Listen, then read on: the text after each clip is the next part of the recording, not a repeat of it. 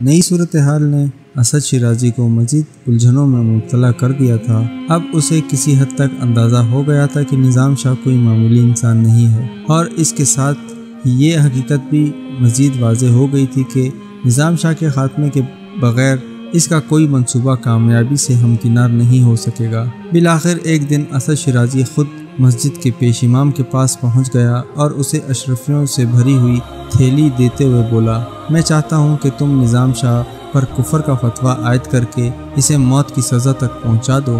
مگر یہ کیسے ہوگا حضور؟ دنیا پرست شخص نے خوشامدانہ لہجے میں پوچھا۔ یہ سوچنا تمہارا کام ہے۔ اسد شیرازی کی آواز سے ناگواری جھلک رہی تھی۔ تم نظام شاہ کے گرد کفر و بغاوت کا ایک ایسا دائرہ کھینچ دو جسے اس کے کمزور ہاتھ کبھی نہ توڑ سکیں۔ اگر غزنی کی عدالت میں نظام شاہ کو در پر کھینچ لیا تو تمہیں ایسی آسودہ زندگی بخشوں گا جس کا تم نے تصور بھی نہیں کیا ہوگا۔ ادھر نظام شاہ اپنے خون میں نہائے گا، ادھر تم پر زر و جواہر کی بارش ہونے لگے گی۔ یہ کہہ کر اسد شیرازی پیش امام کے حجرے سے نکلا اور پھر پلٹ کر بولا، تم اپنے منصوبے کی ابتدا کرو اور میں ذرا نظام شاہ کو دیکھ لوں۔ پھر اسد شیرازی مسجد میں داخل ہو کر نظام شاہ تک پہنچا۔ نظام شاہ خلاف معمول دروازے کی طرف دیکھ رہا تھا، جیسے انہیں بہت دیر سے اسد شیرازی کا انتظار ہو۔ پھر جو ہی اسد شیرازی کی نظریں نظام شاہ کی نظروں سے چار ہوئیں تو دوسرے لوگوں کی طرح اس کے جسم پر بھی شدید لرزہ طاری ہو گیا۔ اسد شیرازی کی حالت دیکھ کر نظام شاہ مسکرائے، میں تیرا ہی انتظار کر رہا تھا۔ کمزور غلاموں اور ناتوانا کنیزوں کو بھیج کر مجھے آزمانا چاہتا تھا۔ مردانگی تو یہ تھی کہ خود آتا اور اس جلتی ہوئی آگ میں اپنا ہاتھ ڈال دیتا۔ نظام شاہ کے سامنے اسد شیرازی کا ہر منصوبہ بے نقاب ہو چکا تھا۔ یہ سوچ کر اس کے بدن کی لغزش کچھ اور بڑھ گئی، تاہم اس نے اپنے بکھرے ہوئے اعصاب کو سمیٹنے کی کوشش کی۔ نظام شاہ، میں نے آج سے پہلے تجھے کبھی نہیں دیکھا تھا، اس لیے میرے اور تیرے درمیان بھلا دشمنی کی کوئی بنیاد بھی نظر نہیں آتی، پھر تو میرے راستے کا پتھر کیوں بن گیا ہے؟ اسد شیرازی بے ادبوں کے لہجے میں بول رہا تھا۔ تو مجھ سے دشمنی کی وجہ پوچھنا چاہتا ہے؟ نظام شاہ نے تیز لہجے میں کہا، کیا تیری اور میری دشمنی کے لیے یہ وجہ کافی نہیں ہے کہ تو آج بھی اپنے دل میں باپ دادا کے آتش گدوں کو چھپائے پھرتا ہے، اور پھر اس سینہ سوز میں ایک اللہ کے سوا کسی دوسرے کا عکس تک نہیں ہے؟ تو مجھ پر تہمت تراش رہا ہے۔ نظام شاہ، اسد شیرازی خوف و دہشت میں مبتلا ہونے کے باوجود زور سے چیخا، تجھے میرے ایمان کی صداقت کا کوئی حق نہیں، یہ بندے کی ذات کا معاملہ ہے جسے صرف یزدان ہی جانتا ہے۔ اسد، آہستہ بات کر، یہ اللہ کا گھر ہے۔ نظام شاہ نے انتہائی تحمل کا مظاہرہ کرتے ہوئے کہا، اگر تیرے ذہن میں کوئی آتش گدا روشن نہ ہوتا تو پھر تیری زبان پر یزدان کے بجائے اللہ کا نام آتا۔ یہ تیرے ایمان کا کھلا ثبوت ہے، مگر میں اس پر کوئی اعتراض نہیں کرتا کہ یہ اللہ اور بندے کے درمیان کا معاملہ ہے۔ پھر بھی تیرے دل و زبان میں ہم آہنگی ہونی چاہیے، ورنہ تیرے نفاق کی یہ حالت ایک دن تجھے ہلاک کر ڈالے گی۔ بس میں تجھے یہی ایک نصیحت کرتا ہوں۔ اسد شیرازی اپنے دل میں چھپی ہوئی کیفیات ظاہر ہو جانے پر بہت زیادہ برہم نظر آ رہا تھا۔ مجھے تجھ جیسے بے عمل انسان کی نصیحت کی ضرورت نہیں۔ خیر، حجت پوری ہو چکی۔ نظام شاہ حسب عادت بہت زیادہ پرسکون نظر آ رہے تھے۔ تیری ہدایت کے سلسلے میں مجھ پر ایک بڑا بھاری قرض تھا، سو آج میں نے قرض بھی اتار دیا۔ اللہ ناظر و موجود ہے، وہ میرے اور تیرے درمیان ہونے والی گفتگو کو سن بھی رہا ہے اور دل و دماغ میں کروٹیں لینے والے جذبہ و خیال کو بھی دیکھ رہا ہے۔ اب میں کسی انسانی گواہی کی ضرورت محسوس نہیں کرتا۔ اسد شیرازی نے اچانک نیا لہجہ اختیار کیا، نظام شاہ، میں جانتا ہوں کہ تو دنیا کی تمام آسائشوں سے محروم ہے، ایک افلاس زدہ نوجوان ہے۔ آج میں یہی سوچ کر آیا ہوں کہ میں تجھے زندگی کی تمام نعمتیں بخش دوں۔ اسد شیرازی نظام شاہ کی درویشانہ حالت دیکھ کر سوداگری کے پرانے حربے آزما رہا تھا، مگر میری بارش کرم کے لیے ایک شرط ہوگی، بہت آسان سی شرط۔ نظام شاہ اپنے اسی روایتی انداز میں مسکرائے، کیسی شرط؟ یہی کہ تجھے ہمیشہ کے لیے غزنی چھوڑ کر یہاں سے بہت دور جانا ہوگا۔ اسد شیرازی نے اپنی پیشکش کی وضاحت کرتے ہوئے کہا، دوسرا یہ کہ تجھے میرے اور محمود کے راستے سے ہٹنا ہوگا۔ نظام شاہ چند لمحوں تک اسد شیرازی کے عیار چہرے کو دیکھتے رہے، جس پر اس کی اندرونی خباثت کا गहरा रंग झलक रहा था। फिर ज़ेर लब मुस्कुराते हुए बोले, असद शिराजी, तेरे पास कितनी दौलत है। निज़ाम शाह ने वज़ीर मुमलिकत को पहली बार उसका नाम लेकर मुखातिब किया था। खुद असद शिराजी को भी इस तर्ज़ खिताबत पर शदीद हैरत हुई थी और वो दिल ही दिल में निज़ाम शाह के इस अमल को जादूगिरी या शोबदाबाजी का एक हिस्सा समझ रहा था। आखिर तू मुझे कितनी दौलत दे सकता है? निज़ाम शाह, मेरे पास तेरे अंदाज़ों से भी ज़्यादा दौलत है। असद शिराजी इसी गुस्ताखाना लहजे में बोल रहा था। तू अपना दामन मेरे सामने फैला कर तो देख, मैं तेरे बोसीदा दामन को ज़र जवाहिर से भर दूंगा। अब वज़ीर मुमलिकत का खौफ किसी कदर कम हो गया था और वो निज़ाम शाह के रूबरू खड़ा दौलत के नशे में झूम रहा था। निज़ाम शाह के दाएं हाथ को जुम्बिश हुई और उन्होंने अपने पेमंद लगे हुए कंबल का कोना उठाते हुए कहा, क्या तेरे पास इतनी दौलत है? असद शिराजी पहले तो इसके सवाल का मफ़हूम ही नहीं समझ सका, मगर जब उसने निज़ाम शाह को मुसलसल मस्जिद के फ़र्श की तरफ इशारा करते हुए पाया तो खुद भी उस तरफ देखने लगा। फिर उसकी आंखें हैरत से फैल गईं। असद शिराजी ने देखा कि निज़ाम शाह के कंबल के नीचे ज़ेर जवाहिर का एक दरिया सा बह रहा था। निज़ाम शाह ने कंबल का उठा हुआ कोना हमवार कर दिया और असद शिराजी के अकब में मस्जिद के एक गोशे की तरफ इशारा करते हुए कहा, क्या तेरे पास इतनी दौलत है? असद शिराजी किसी बदहवास इंसान की मानिंद अपनी एड़ियों पर घुमा और फिर देखने लगा। जिधर निज़ाम शाह अपनी उंगली का इशारा कर रहे थे वहाँ भी ज़र जवाहिर का एक दरिया सा मौजूद था।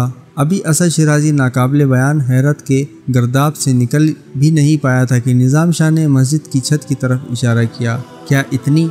असद शिराजी ने कांपती नज़रों के साथ देखा। मस्जिद की पूरी छत कीमती हीरों से बनी हुई थी और अजीब व गरीब रोशनों की शुआएं सी फूट रही थी। क्या तेरे पास इतनी दौलत है? इस बार निज़ाम शाह ने बुलंद और पुरजलाल लहजे में पूछा। दौलत के ये अंबार देखकर असद शिराजी की ज़बान गंग हो गई।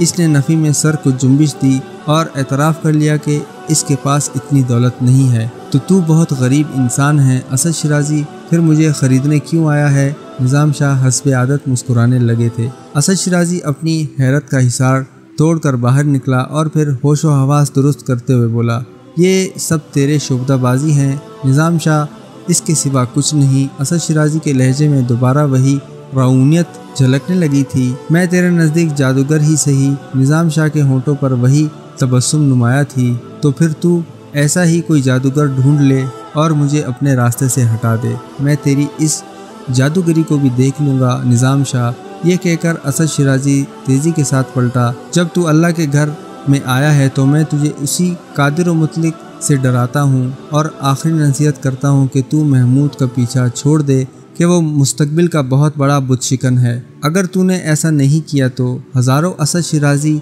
इसके घोड़ों के पैरों के नीचे रेज़ा रेज़ा हो जाएंगे। असद शिराजी ने निज़ाम शाह की बात का कोई जवाब नहीं दिया।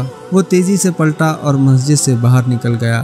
फिर वो कुछ देर के लिए पेश इमाम के हुजरे में ठहरा और उसे सख्त अल्फाज में हिदायत देते हुए बोला, ये मेरी अना का मसला है, बहुत जल्द कोई मंसूबा तैयार करो और निज़ाम शाह के पूरे जिस्म पर ज़िल्लत और रुसवाई का कीचड़ मल दो। मैं इससे कम पर राज़ी नहीं हो सकता कि निज़ाम शाह का चेहरा काला करके इसे गली गली फिराया जाए और फिर कसर शाही में ले जाकर ज़िबा कर दिया जाए। ऐसा ही होगा हुजूर, पेश इमाम ने उसी खुशामदाना लहजे में जवाब देते हुए कहा, और याद रखो अगर ऐसा नहीं हुआ तो निज़ाम शाह के साहिराना क़ुव्वतें गज़नी के तमाम उलमा को निगल लेंगी और तुम्हारे ये जबा व दस्तार तुमसे छीन लिए जाएंगे। और अमीर अबू इसाक के कानों तक ये ख़बर पहुँचा दो कि निज़ाम शाह मुसलमानों के लिए एक बहुत बड़ा फितना है। अगर इस शोबदाबाजियों को बरवक्त फना नहीं किया गया तो गज़नी के सादरों इंसानों के अकीदत में गहरा खला वाक़या हो जाएगा और फिर हर तरफ खौफनाक बुराई फैल जाएगी।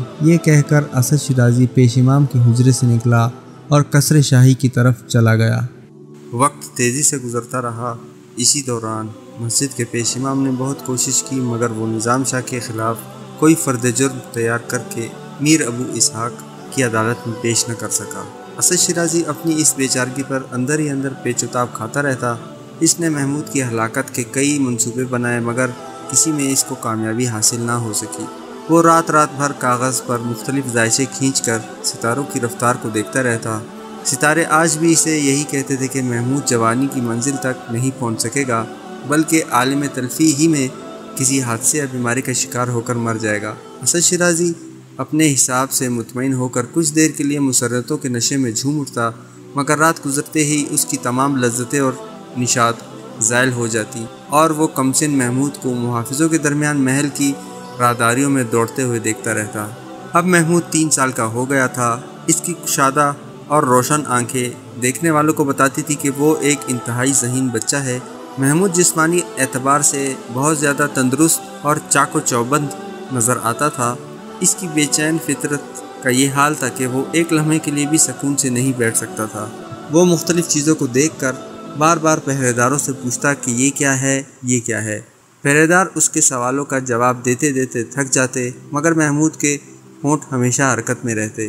اسد شیرازی بھی بہت دور سے یہ تمام منظر دیکھتا اور خون کے گھونٹ پی کر رہ جاتا۔ اس کا بس نہیں چلتا تھا، ورنہ وہ خود ہی محافظوں کا حساب توڑ کر محمود کو ہلاک کر ڈالتا۔ اسد شیرازی کو اکثر محسوس ہوتا کہ سبکتگین کا بیٹا محمود نہیں، اس کی اپنی موت آہستہ آہستہ جوان ہو رہی ہے۔ پھر ایک رات اسد شیرازی نے صبح کے قریب ایک عجیب و غریب خواب دیکھا۔ اس نے دیکھا کہ قصر شاہی میں زلزلہ آ گیا ہے، لوگ دیوانہ وار چیختے ہوئے ادھر ادھر بھاگ رہے ہیں، اور پھر اس دوران محل کا ایک برج ٹوٹ کر زمین پر آ گرا۔ خوف و دہشت کے اثر سے اسد شیرازی کی آنکھ کھل گئی۔ اس نے گھبرا کر اپنے کمرے کا جائزہ لیا۔ تمام در و دیوار اپنی اپنی جگہ قائم تھے اور کمرے کی ہر چیز محفوظ نظر آ رہی تھی۔ اسد شیرازی نے گہری سانس لی اور اپنے خواب کی مختلف تعبیروں پر غور کرنے لگا۔ پھر اچانک اس کے ذہن میں ایک برق سی لہرائی، یہ ٹوٹنے والا برج محمود بھی تو ہو سکتا ہے، بہرحال اس کا تعلق بھی شاہی خاندان سے ہے۔ خواب کی اس تعبیر نے اسد شیرازی کو عجیب سا سکون بخشا اور وہ مطمئن ہو کر محمود کی ہلاکت کا انتظار کرنے لگا۔ ابھی اسد شیرازی کے اس خواب کو چند ہی روز گزرے تھے کہ امیر ابو اسحاق بیمار ہو کر بستر پر دراز ہو گئے۔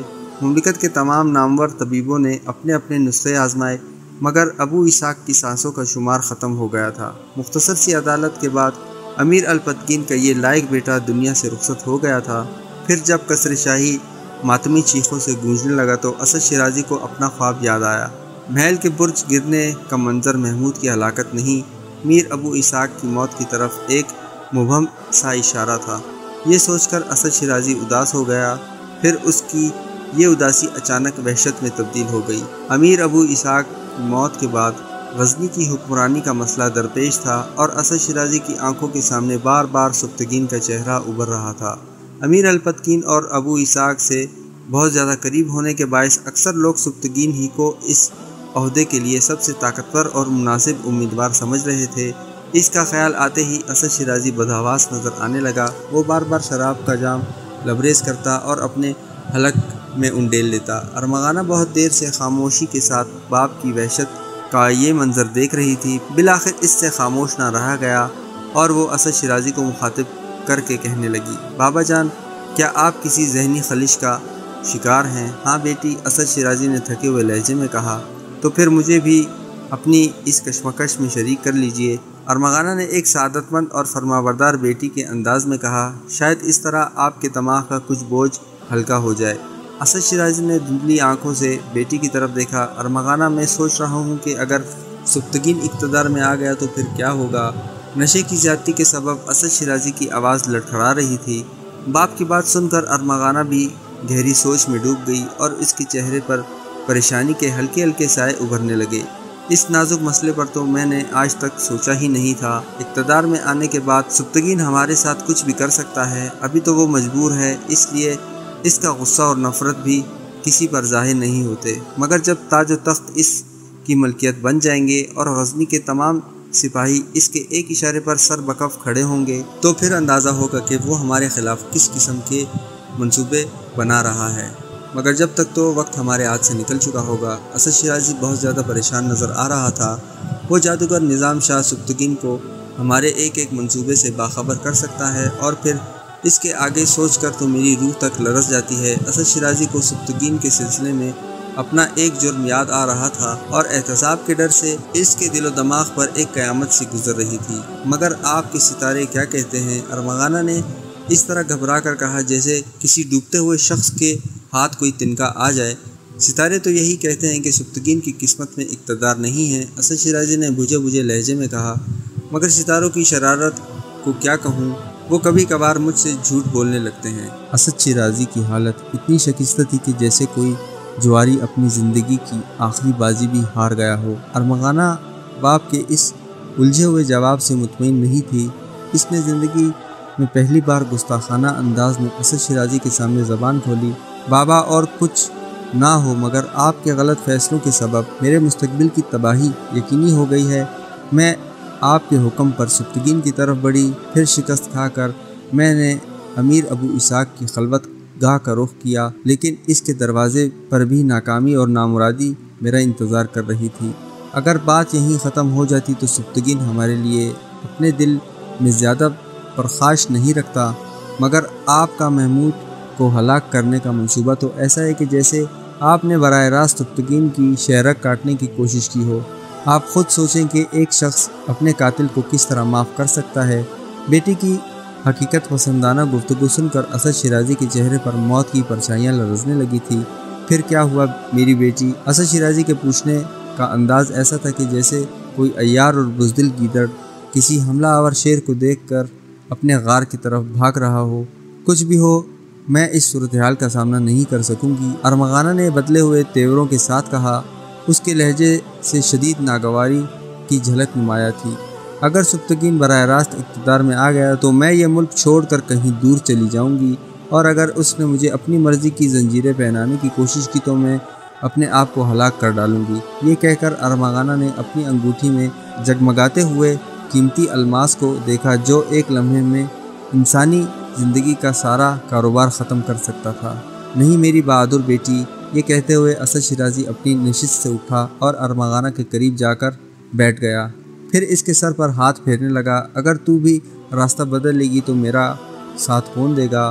تو خوب جانتی ہے کہ میں تجھے نرم و نازک لڑکی نہیں، اپنا جانباز جفاکش بیٹا سمجھتا ہوں۔ یہ محض اقتدار اور بہتر مستقبل کی جنگ نہیں، یہ تو اپنے عقائد کے دفاع کا مسئلہ ہے۔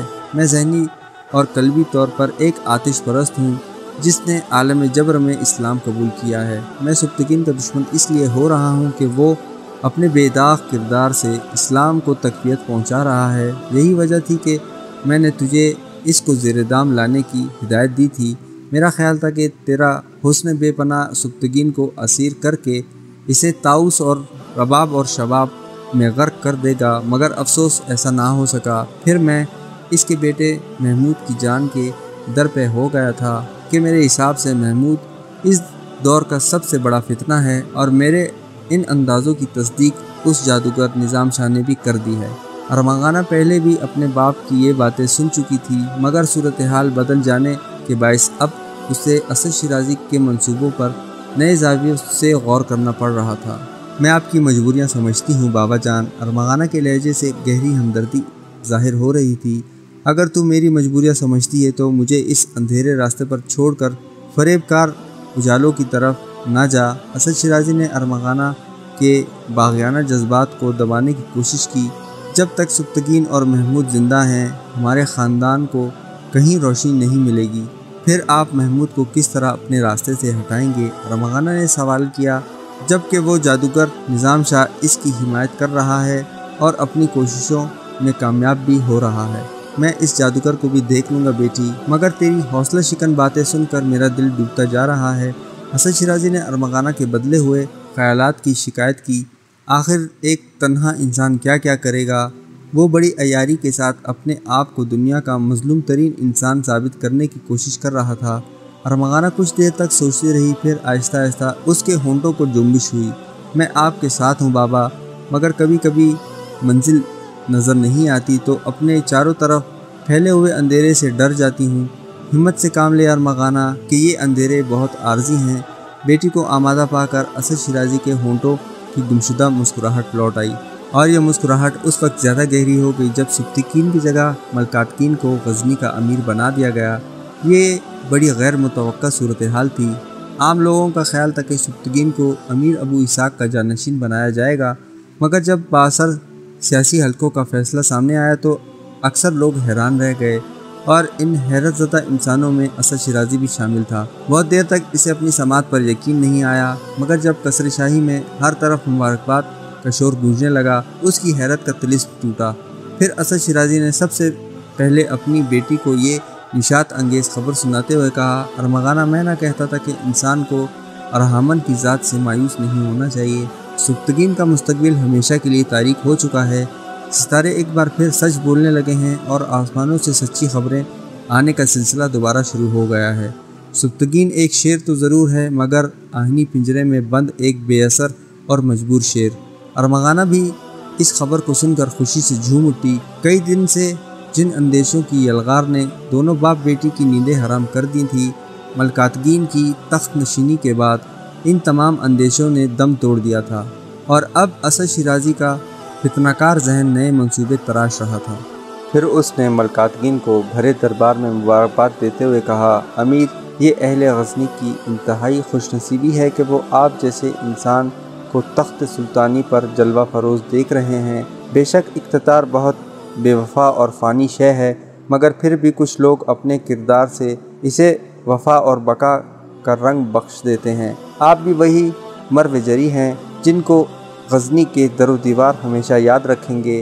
میں سابق فرما رواؤں کی بات نہیں کرتا کہ وہ بھی اپنے اپنے مقصد میں بہت زیادہ مخلص تھے، لیکن آپ کا مملکت پر ایک احسان اعظم ہے۔ اسد شیرازی لفظوں کا جادوگر تھا، اور آج وہ ملکاتگین کو مسخر کرنے کے لیے اپنی تمام تر ساحرانہ قوتیں استعمال کر رہا تھا۔ اب میں یقین سے کہہ سکتا ہوں کہ اس سرزمین کے دن پھر جائیں گے اور اہل غزنی کی تقدیریں بدل جائیں گی۔ خدا امیر کی عمر دراز کرے اور زندگی کے اس مشکل ترین مارکے میں ہر مرحلے پر ثابت قدم رکھے۔ اسد شیرازی نے ایک طویل اور اثر انگیز تقریر کی تھی، جسے سن کر امیر بہت زیادہ متاثر ہوا اور دربار کے گوشے گوشے سے آمین کی صدائیں ابھرنے لگی۔ پھر جب در و دیواروں کی آوازوں کا ہیجان ختم ہوا تو اسد شیرازی نے دروازے کی طرف اشارہ کیا، جہاں اس کا ایک خدمتگار ایک خوان اٹھائے کھڑا تھا۔ اہل دربار کی نظریں بھی اس طرف اٹھ گئیں جدھر اسد شیرازی نے اشارہ کیا تھا۔ اپنے آقا کا اشارہ پاتے ہی خدمتگار ادب کے ساتھ آہستہ آہستہ چلتا ہوا آگے بڑھا اور امیر کے روبرو پہنچ کر گھٹنوں کے بل بیٹھ گیا۔ خدمتگار کے دونوں ہاتھ آگے کی طرف پھیلے ہوئے تھے اور گردن جھکی ہوئی تھی۔ ملکاتگین نے پہلے خدمتگار کی طرف اور پھر اسد شیرازی کی جانب حیرت سے دیکھا۔ امیر کی جنبش کے ساتھ ہی اسد شیرازی آگے بڑھا اور اس نے اپنے ملازم ہی کی طرح جھک کر خوان پر پڑا ہوا سرخ ریشمی کپڑا ہٹا دیا۔ وہ سونے کا بھرا ہوا ایک خوان تھا جس میں قیمتی ہیرے اور جواہرات جگمگا رہے تھے۔ اہل دربار کی نگاہیں ہیروں کی چمک سے خیرہ ہو گئیں اور ملکاتگین نے چونک کر اپنے وزیر مملکت سے پوچھا، اسد شیرازی، یہ کیا ہے؟ امیر اعلیٰ مقام کے لیے ایک حقیر سی نظر۔ اسد شیرازی کی گردن کا خم کچھ اور نمایاں ہو گیا تھا۔ ملکاتگین کچھ دیر ان قیمتی اور نایاب ہیروں کو دیکھتا رہا اور پھر اثر انگیز لہجے میں بولا، اسد شیرازی، تمہاری یہ پیش کردہ نظر بہت قیمتی اور منفرد ہے۔ نہیں امیر، آپ کی نسبت ذات کے سامنے ان پتھروں کے ٹکڑوں کی کوئی حیثیت نہیں۔ اسد شیرازی کی جادو بیانی اپنے عروج پر تھی۔ یہ محض تمہارا انکسار ہے، ورنہ ہم ان پتھروں کے ان ٹکڑوں کی قیمت کو خوب پہچانتے ہیں۔ ملکاتگین نے ستائشی نظروں سے اسد شیرازی کی طرف دیکھتے ہوئے کہا، اگر امیر محترم کی نظروں میں میری پیش کردہ ان حقیر پتھروں کی اتنی قیمت ہے تو میں اپنی زندگی پر ناز کرتا ہوں کہ ایک جوہر شناس انسان نے میرے جذبوں کو شرف قبولیت بخشا۔ اسد شیرازی بہت سحر انگیز گفتگو کر رہا تھا۔ یہ پتھر کے چند ٹکڑے ہوں یا میری ناکارہ زندگی، دونوں امیر کی امانت ہیں۔ جب بھی مجھے حکم دیا جائے گا، اپنی دولت اور زندگی فرما رواؤں غزنی کے قدموں میں ڈھیر کر دوں گا۔ ہمیں یقین ہے، ہمیں یقین ہے۔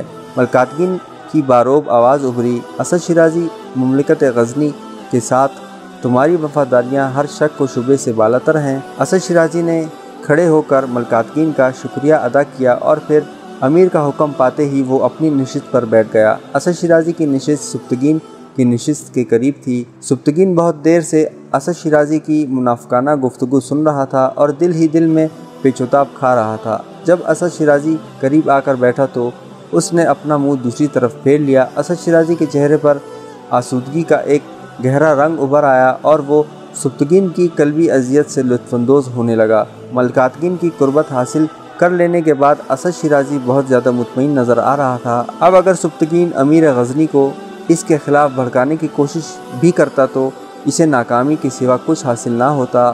اس خیال سے اسد شیرازی کے دل و دماغ پر سرکشی کی سی کیفیت طاری تھی۔ ملکاتگین ایک ترک سردار تھا۔ اپنے ذاتی کردار کے اعتبار سے وہ انتہائی پرہیزگار مزاج انسان تھا۔ اس نے کئی جنگیں لڑی تھی اور ان میں نمایاں کامیابیاں بھی حاصل کی تھیں۔ اس کی بے خوفی اور شجاعت کے بہت سے قصے مشہور تھے۔ زاہد و تقویٰ کے سبب ملکاتگین کے چہرے پر معصومیت بھی تھی اور شاہانہ جاہ و جلال بھی۔ جب کوئی مظلوم انسان اس کے دربار میں داخل ہوتا تو امیر کا چہرہ دیکھ کر محسوس کرتا کہ وہ ایک انتہائی شفیق اور مہربان شخص ہے۔ اس کے برعکس جب کوئی ظالم یا ستمگر ملکاتگین کو دیکھتا تو شدت خوف سے کانپنے لگتا۔ غرض بہت سی صفات نے اسے غزنی کے تخت تک پہنچایا تھا۔ ملکاتگین کے اقتدار میں آتے ہی سبکتگین نے اسے یقین دلاتے ہوئے کہا تھا، میری نظروں میں آپ کی وہی حیثیت ہے جو امیر الپتکین اور امیر ابو اسحاق کی تھی۔ اگر اس مملکت کی حفاظت میں اور اسلام دشمنوں سے جنگ کرنے میں میری جان بھی چلی جائے تو یہ ایک حقیر ترین قربانی ہوگی۔ ملکاتگین نے جواب میں کہا تھا، سبکتگین، تمہیں اپنے جذبوں کا اعلان کرنے کی ضرورت نہیں، میری آنکھوں میں تمہاری جانثاریوں کے بہت سے مناظر محفوظ ہیں۔ پھر جب اسد شیرازی نے اپنی وفاداریوں کے سلسلے میں لاف زنی کی تو ملکاتگین نے بھی وزاداری اور مروت کی رسم نبھائی اور اس کے بلند و بانک دعووں کی نفی نہیں کی، مگر دل سے وہ اسد شیرازی کی نمائشی شخصیت کو پسند نہیں کرتا تھا اور اسد شیرازی سمجھ رہا تھا کہ اس نے بڑی آسانی کے ساتھ ملکاتگین کو شیشے میں اتار کر اپنا مستقبل محفوظ کر لیا ہے۔ اب وہ بڑے اطمینان سے سبکتگین اور محمود کے خلاف نئی سازشوں کے خاکے بنا رہا تھا، مگر ابھی تک اسے کوئی کامیابی حاصل نہیں ہوئی تھی۔ اب محمود 4 سال کا ہو گیا تھا۔ ایک دن سبکتگین اسے لے کر نظام شاہ کے پاس پہنچا۔ شیخ، میری دلی خواہش ہے کہ محمود آپ کی نگرانی میں اپنی مذہبی تعلیم کا آغاز کرے۔ نظام شاہ نے محمود کو اپنی گود میں بٹھا لیا اور بہت دیر تک اسے پیار کرتے رہے۔ پھر آہستہ سے بولے، کہو اللہ کے سوا کوئی معبود نہیں اور محمد صلی اللہ علیہ وآلہ وسلم اس کے رسول ہیں۔ محمود نے رک رک کر یہ الفاظ ادا کیے اور سبکتگین کو محسوس ہوا کہ مسجد کی پوری فضا ایک عجیب و غریب خوشبو سے مہک اٹھی ہے۔ بس یہی کافی ہے۔ نظام شاہ نے سبکتگین کو مخاطب کرتے ہوئے کہا، قصر شاہی اور اس مسجد کے درمیان بہت فاصلہ ہے۔ میں تمہارے محل میں جا نہیں سکتا اور تم روزانہ یہاں آؤ گے تو تمہارا وقت برباد ہوگا، اس لیے درباری علماء کی نگرانی میں محمود کی تعلیم جاری رکھو۔ نظام شاہ کا انکار سن کر سبکتگین بہت اداس ہو گیا تھا، مگر اسے مجبوراً ایک مرد قلندر کا یہ فیصلہ قبول کرنا پڑا۔ پھر سبکتگین نے رخصت کی اجازت چاہی تو خود نظام شاہ اسے چھوڑنے کے لیے مسجد کے دروازے تک آئے۔ ایک بار پھر محمود کو گلے لگایا اور اس کی پیشانی کو بوسہ دیتے ہوئے بولے، جاؤ میرے بت شکن جاؤ، اللہ تمہیں اپنی امان میں رکھے۔